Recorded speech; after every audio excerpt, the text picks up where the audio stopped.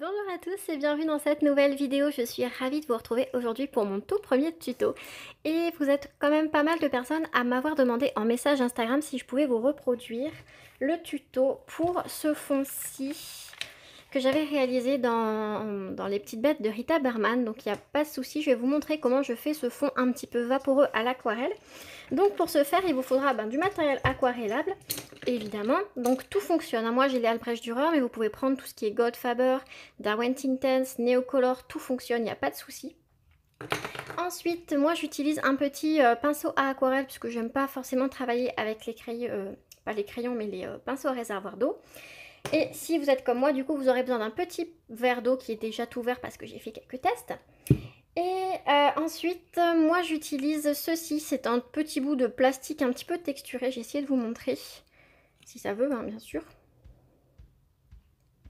Voilà, donc il est juste texturé en fait pour pouvoir, vous savez, colorier dessus et ensuite venir prendre la matière. C'est un peu comme la même technique du disque en fait, sauf que bon, vous ne pourrez pas utiliser vos crayons de couleur sur un disque, donc il faut quelque chose qui soit un petit peu texturé. Donc moi j'ai juste découpé un petit bout de plastique qui provient d'un vieux classeur en fait, donc un vieux classeur ou un porte-vue, je sais plus, mais voilà, donc ça fonctionne très bien. Et donc ce qu'on va faire, c'est dans le printemps de Rita Berman. J'ai un en cours en ce moment et donc on va faire le fond ensemble, je vous montre tout ça, donc c'est parti. Alors on commence tout de suite avec la couleur la plus claire, donc moi c'est le Light Cobalt Turquoise numéro 154 et ce que je vais venir faire c'est que je la pose sur mon petit plastique texturé, je trempe mon pinceau dans l'eau et je viens la récupérer avec mon pinceau et je vais venir voilà faire un petit fond très dilué et très fondu. Le but étant vraiment de le mettre partout en sous-couche sur tout le fond. Donc je vous passe cette partie en accéléré parce que je pense que vous avez compris la technique. On vient juste appliquer sur son petit plastique, on le prélève avec notre pinceau et on vient l'appliquer de façon la plus grossière possible sans technique sur tout son fond.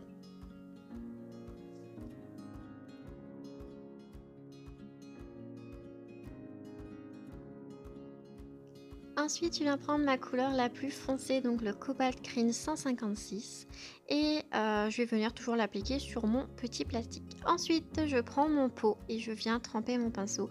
Et je vous montre ce que je fais parce que vous voyez, je n'essuie pas mon pinceau, je le tapote juste sur le bord pour avoir le plus d'eau possible, pour avoir cet effet fondu qu'on cherche à avoir. Ensuite, je le pose toujours de façon très grossière. Je ne cherche pas à avoir de technique, je le pose tout à fait au hasard sur mon papier.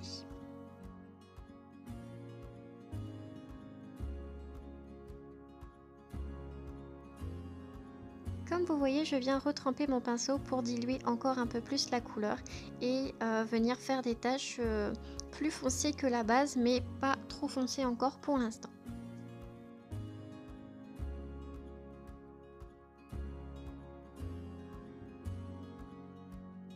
Et je continue à venir placer mes petites taches un peu plus foncées sur tout mon fond, toujours de façon très aléatoire.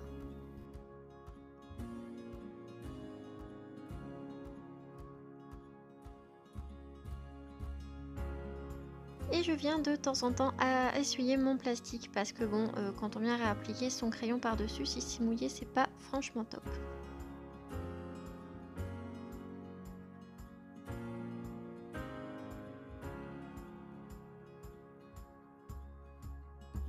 D'ailleurs, je n'ai pas accéléré cette partie parce que je voulais vous montrer que voilà, ça se fait très rapidement. Vous prenez votre pinceau, vous mettez la couleur où vous sentez, il n'y a pas de technique. Vous voulez la mettre là, bah vous la mettez là. Vous voulez faire des taches plus foncées ici, vous la mettez ici. C'est vraiment au feeling et c'est vous qui sentez où est-ce que vous voulez mettre votre couleur.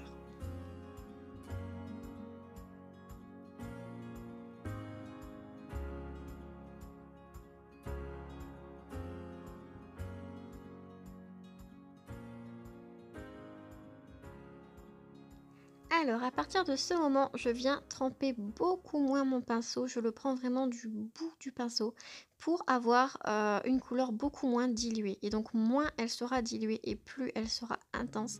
Et là c'est vraiment pour venir intensifier le bleu là où j'ai envie de le mettre. Pareil, aucune technique, c'est comme vous sentez.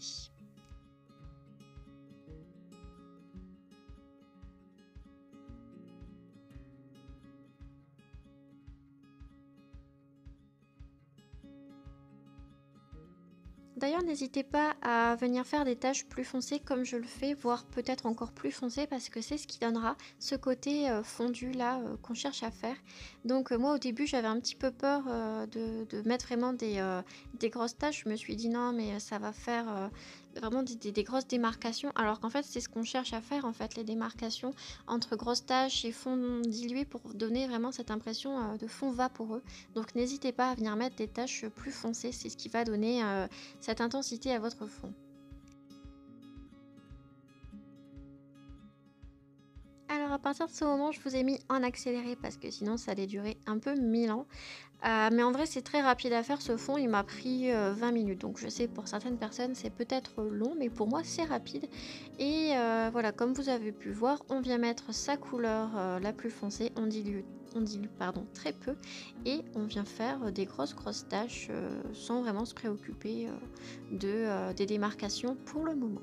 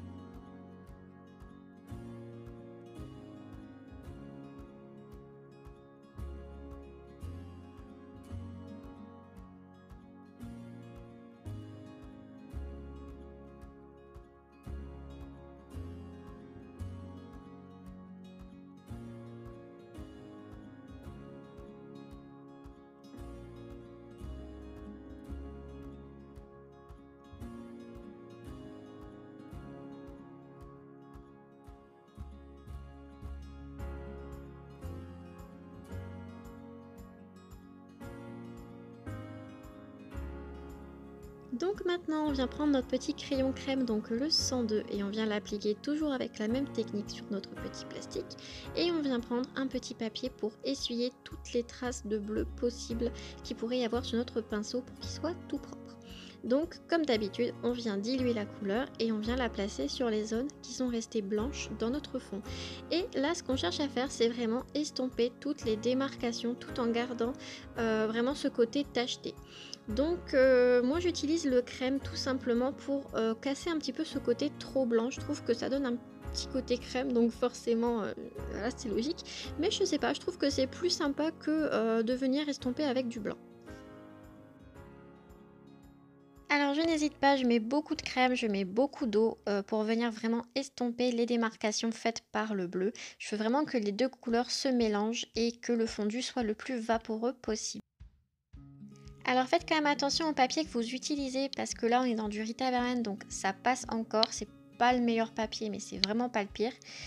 Si vous faites des couleurs très foncées, ça risque de vraiment transpercer derrière et d'être un peu irrécupérable. Là je suis restée dans des teintes pastel donc même si ça transperce c'est vraiment pas très grave. Il y a vraiment des gens qui ont fait de l'aquarelle et qui ont vraiment foutu en l'air la page de derrière donc je vous conseille de faire quand même attention.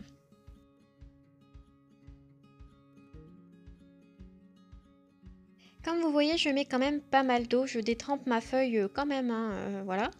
Et surtout, je n'oublie pas ensuite de mettre mon livre sous un poids pour que la feuille ne gondole pas trop.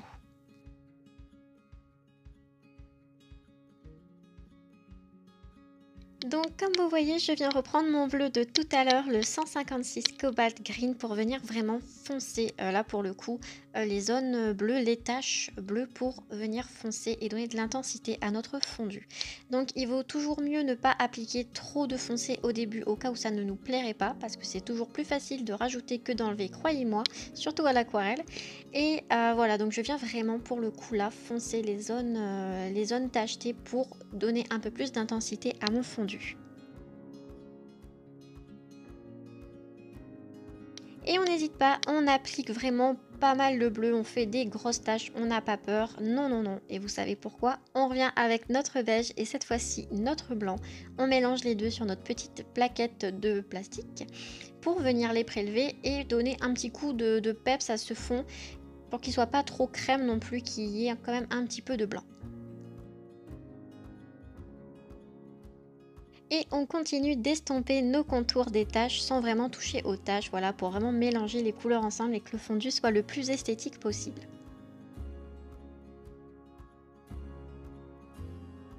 Si jamais à ce moment-là vous trouvez que votre bleu ou n'importe quelle couleur que vous aurez utilisée pour votre fond manque un peu de peps, que vous voulez rajouter encore des taches bleues encore plus foncées, il n'y a aucun souci, vous le faites et vous repassez un petit coup de blanc pour effacer les démarcations.